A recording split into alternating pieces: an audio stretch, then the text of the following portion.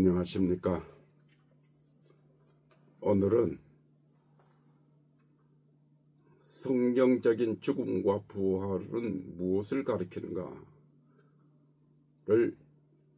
설명하려고 합니다. 모든 종교가 그러하듯이 가장 큰 문제는 죽음에 관한 문제입니다. 그리고 죽음의 문제를 논하면 그 뒤에 당연히 부활에 관한 문제도 논하게 됩니다. 그러면 과연 우리가 믿는 이 성경의 원리에서 무엇을 죽음이라고 말하고 무엇을 부활이라고 말하고 있는가를 잘 알아야 합니다. 초등학교 1학년 때 교회를 친구를 따라서 나갔는데 그 전에는 너무 어리다고 어머님이 교회에 데리고 가지 않았습니다. 그런데 먼저 교회에 나갔던 형 같은 이웃 분이 교회에 갔다 와서 이런 이야기를 했습니다. 예수님이 부활하셨는데 예수님이 묻혔던 그 무덤이 다 갈라져서 부활하셨다. 그렇게 듣고 오셨는 것 같아요. 그 뒤로 저는 이 죽음에 관한 문제 그리고 부활에 관한 문제를 오랜 역사 속에서 생각을 하고 성경에서 찾아보고 했습니다.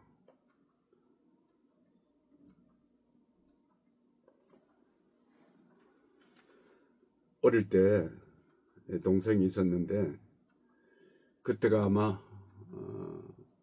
6살인가 5살인가 그때쯤 된 것 같아요. 여동생이. 근데 엄마에게 이렇게 질문을 하더라고요. 엄마, 나를 어디로 낳았어? 그렇게 질문을 했습니다. 그리고 엄마가 너무 당황스럽게 머뭇거리더니 너는 엄마 배꼽으로 낳았어. 배꼽에서 태어나서 그렇게 이야기를 했습니다. 어린 나이에게 아마 그렇게 생물학적인 산부인과적인 이야기를 설명할 형편도 아니었고 알아들을 수 있는 어린 동생도 아니었는 것 같아요. 배꼽으로 낳았다. 근데 이 동생이 나가서 친구들 만나서 광고를 합니다. 나는 엄마 배꼽에서 태어나서 맞는 말은 아니죠. 근데 어린 나이에게 설명하기가 참 곤란했던 것 같아요. 그 시대에는 50년대인데 성경은 숨김 언어로 되어 있습니다. 다른 말로 말하면 비밀 언어로 되어 있습니다. 더 깊이 말하면 영적인 언어로 쓰여지고 있습니다. 그 유명한 성경 구절 요한복음 6장 63절에 제가 참 좋아하는 성경 구절이고 요한복음의 핵심입니다. 모든 성경의 핵심입니다. 살리는 것은 영이니 육은 무익하니라. 살리는 것은 영이니 육은 무익하니라. 내가 너희에게 말한 것이 영이요 생명이니라. 이 말씀을 꼭 기억을 해야 됩니다. 그런데 오늘날 많은 사람들은 육에 속한 사람들은 땅에 속한 사람들은 육을 향해서 교훈합니다. 육을 향해서 축복 이야기를 합니다. 육을 향해서 영생에 관한 이야기를 합니다. 예수님이 분명히 말씀하셨습니다. 살리는 것은 영이니 육은 무익하니라. 육이 무익한데 자꾸 육에 관한 이야기를 합니다. 왜 그러냐 하면요, 육에 속해 있기 때문입니다. 전하는 자가 육에 속해 있으면 육의 이야기를 합니다. 그리고 전하는 자가 영에 속해 있다고 하더라도 듣는 사람이 육에 속해 있으면, 땅에 속해 있으면 육으로 듣습니다. 지식으로 듣습니다. 그러기에 성경은 누가 전하고 누가 들어야 하는가가 굉장히 중요합니다. 예수님의 말씀을 듣고도 다 가버렸지 않습니까? 떡 먹을 때는 모였다가 깊은 생명의 말씀을 전할 때는 어려워서 못 듣겠다고 가버렸습니다. 예수님은 제자들에게 묻습니다. 너희도 가려느냐? 베드로가 대답합니다. 영생의 말씀이 주님께 있사오니 우리가 어디로 가오리까?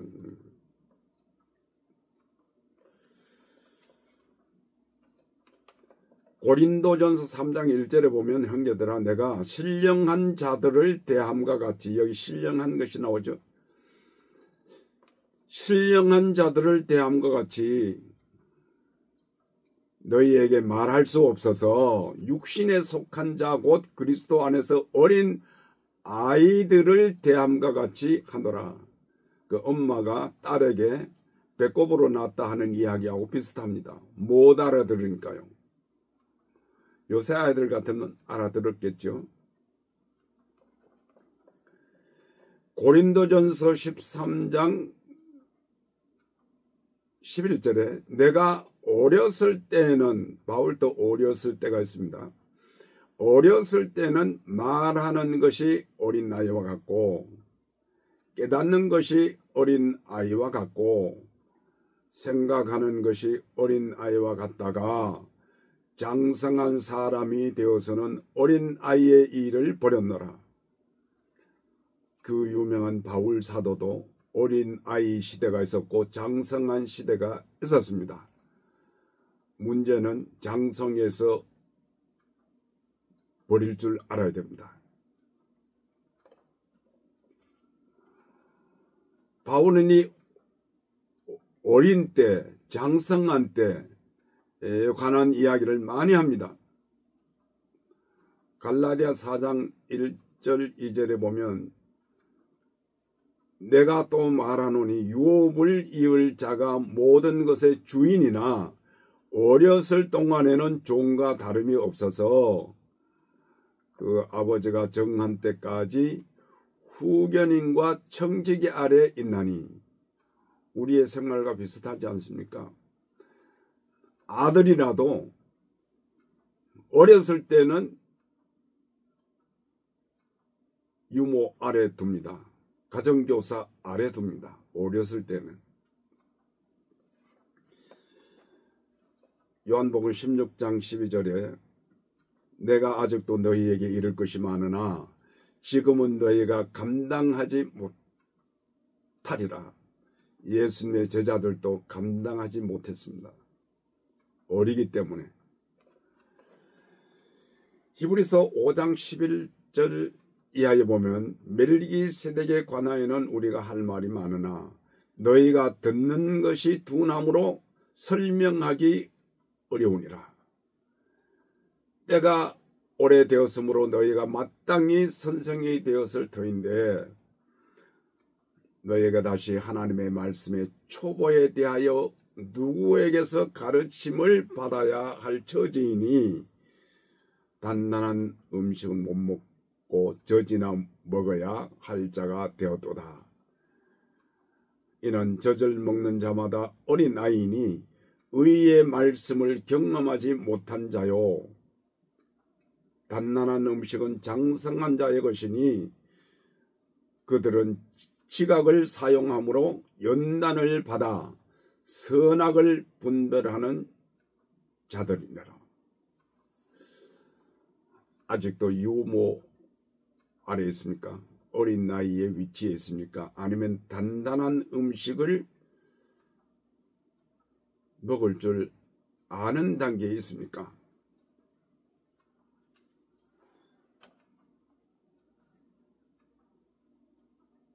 히브리서 6장 1절 이하에 보면 이렇게 설명을 합니다. 그러므로 우리가 그리스도의 도의 초보를 버리고, 초보가 있습니다. 여기도 초보를 버리고, 이 초보가 뭔가? 죽은 행실을 회개함과 하나님께 대한 신앙과 세례들과 안수와 죽은 자의 부활과 영원한 심판에 관한 교훈의 틀을 다시 닦지 말고 완전한 대로 나갈지니라. 우리가 많이 하고 있는 그런 모습이 아닙니까? 성장하지 못한 모습, 아직도 젖을 먹여줘야 먹는 그런 모습. 이것은 지도자의 위치가 굉장히 중요합니다. 어린 나이가 성장하지 못하도록 울타리 안에 가두어 놓고 젖이나 먹으라고, 성장하지 말라고 그렇게 양육하는 그 책임도 있습니다. 그 완전한 데는 어딘가? 그 밑에 보면 3절, 4절, 5절, 1절, 2절은 초보, 3절, 4절, 5절은 완전한데 하나님께서 허락하시면 우리가 이것을 하리라. 한 번 빛을 받고 하늘의 은사를 맛보고 성령에 참여한 바 되고 하나님의 선한 말씀과 내세의 능력을 맛보고 이것이 완전한 데 나가는 겁니다.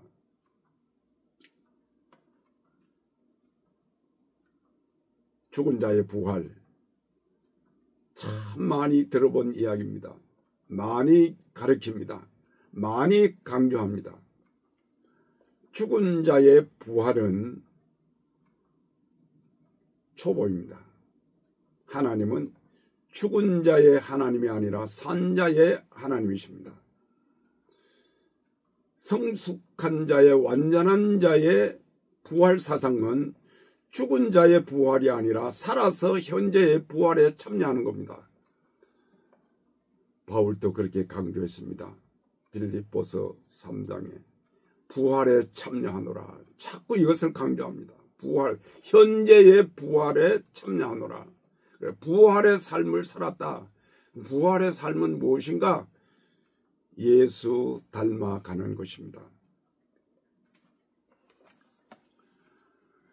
그러면 이제 본론 돌아가서 성경에서 죽음이란 무엇을 죽음이라고 말하는가? 그러면 무엇이 부활인가? 해답이 나옵니다. 사람에게 가장 큰 문제는 죽음에 관한 문제입니다. 각 종교에서도 끊임없이 죽음에 관한 문제를 논하고 있습니다. 그러나 정확한 대답을 못합니다. 어느 불교 방송의 출연자, 좀 고위직에 있는 분이겠죠. 부처의 부활은 없다. 사람도 부활은 없다. 그렇게 설파를 했는데 과연 기독교에서는 정확하게 대답을 할 수가 있을까? 구약 성경에는 천국이란 말도 없고 부활이라는 말도 없습니다. 그리고 지옥에 관한 이야기도 없습니다. 그럼 그들은 무엇을 믿었을까? 무엇을 믿고 바라보고 살아왔을까요?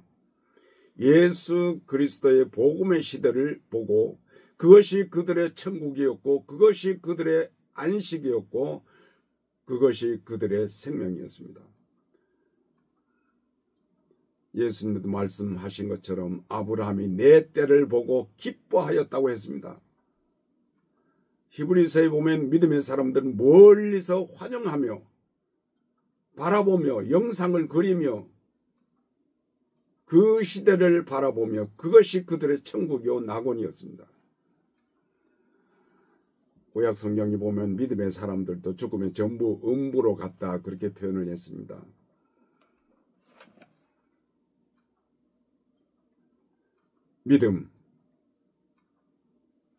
믿음의 사람들도 음부로 갔다. 그러면 그들은 무엇을 바라보고 살았을까? 예수 그리스도의 시대, 생명의 시대, 복음의 시대, 하나님의 나라의 그때를 바라보고 살았습니다. 그것이 믿음의 사람들입니다.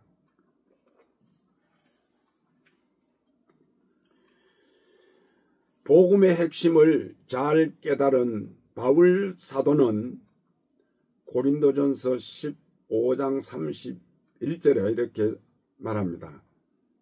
나는 날마다 죽노라. 바울의 생명이 몇 개인데 날마다 죽습니까? 이것은 이 죽음이 아니라는 겁니다. 날마다 죽노라. 특히 부활에 관한 문제는 고린도전서 15장 전체를 설명하고 있지 않습니까? 그것을 다시 한번 설명해 드리겠습니다만은 왜 그랬을까요? 고린도 교회가 앞에서 소개한 것처럼 어린 아이였습니다. 설명해도 듣지 못했습니다. 그래서 상세하게 설명을 하고 고린도전서 15장 부활장이라고 하는 그 마지막에 가서 죽음이 무엇이고 부활이 무언가를 결론을 맺습니다. 이 성경은 앞부분과 뒷부분을, 마지막 부분을 자세히 봐야 됩니다. 저는 어려서부터 이 죽음에 관한 문제를 많이 생각해 봤습니다. 제가 만 4살 될 무렵 한국 나이로 5살 될 때 아버지가 세상을 떠났습니다. 그때가 50년 음력 2월 달인데요. 양력 3월 말쯤 되겠죠. 아버지가 돌아가시고 3개월 후에 6.25 사변이 일어났습니다. 51년도에 저를 키워주신 외할머니가 돌아가셨습니다. 13살 때 9살 난, 아까 질문했던 그 딸, 여동생, 제가 13살 때 그 동생이 9살이었는데 뱀에게 물려서 세상을 떠났습니다.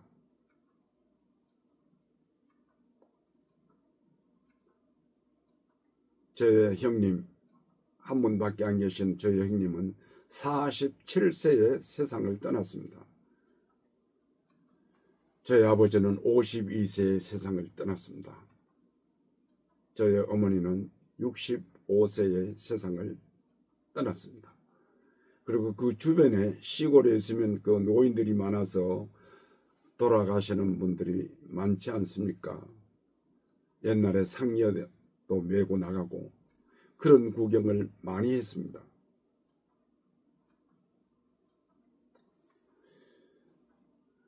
사람에게 죽음이란 무엇인가? 어려서부터 그것을 생각했습니다. 죽음 뒤에 무엇이 올 건가? 성경에서 어려서부터 성경을 손에 잡고 살았는데 확실한 대답을 찾지를 못했습니다. 죽으면 부활한다. 참 추상적이지 않습니까? 근데 제가 성경에서 오랜 세월 동안 성경을 붙잡고 연구하고 매달리고 기도하고 묵상하고 성경에서 말하는 죽음이 우리가 생각하는 말하는 죽음과 다른 것이구나. 성경에서 말하는 부활이 우리가 말하는 이런 부활이 아니구나라는 것을 깨달았습니다.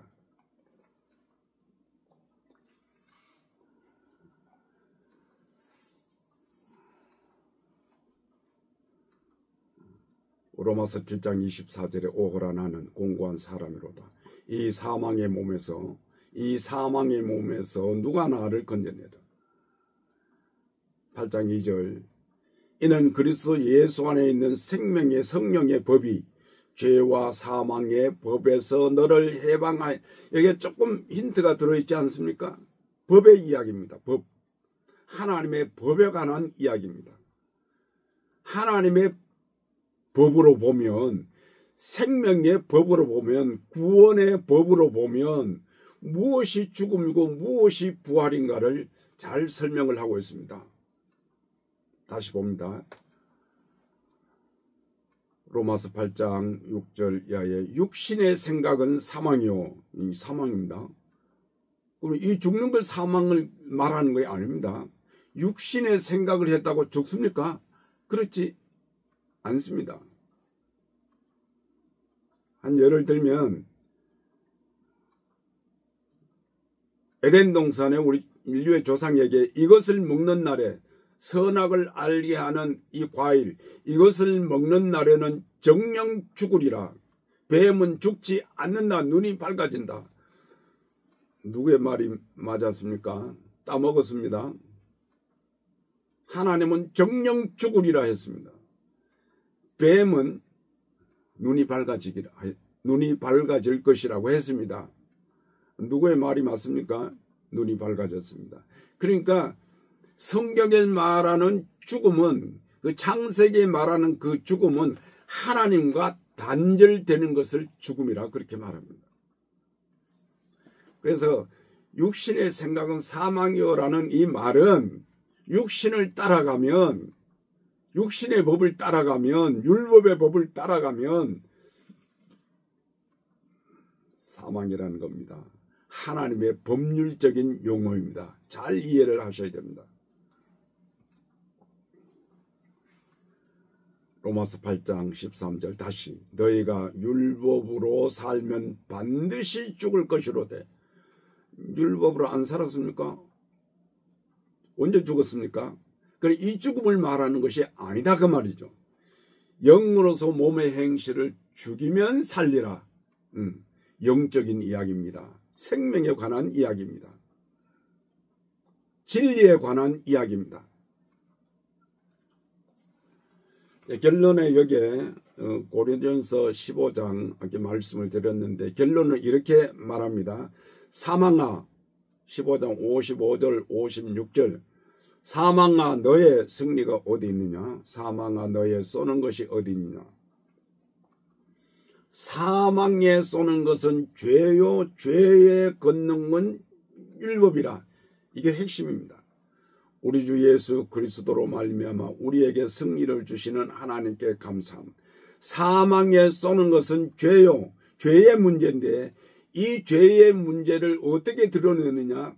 율법 때문에 드러나는 겁니다. 그래서 예수 그리스도께서 이 율법 문제를 정죄하는 율법의 문제를 해결하면 사망의 문제를 해결했다 그 뜻입니다.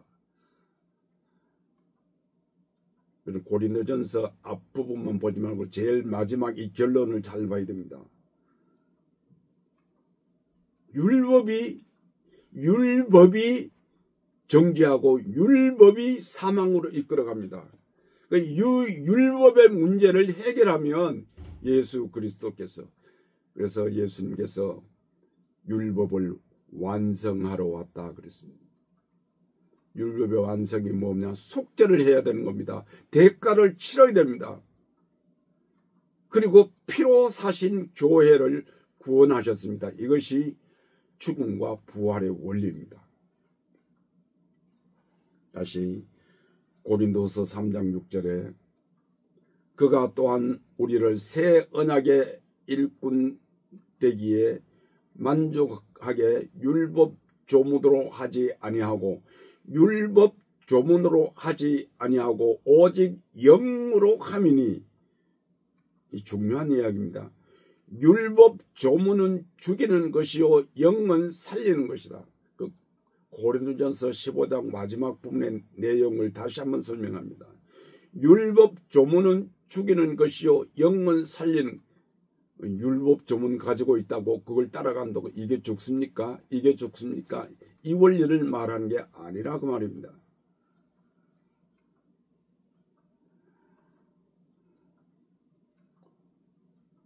고린도후서 4장 10절에 항상 예수 죽인 것을 우리 몸에 짊어지면 예수의 생명도 우리 몸에 나타나게 하려 함이라. 한 구절만 더 소개하고 다음 시간으로 가겠습니다. 고린도후서 5장 14절. 그리스도의 사랑이 우리를 강권하시는도다. 우리가 생각건대 한 사람이 모든 사람을 위하여 죽었은즉 모든 사람이 죽은 것이라.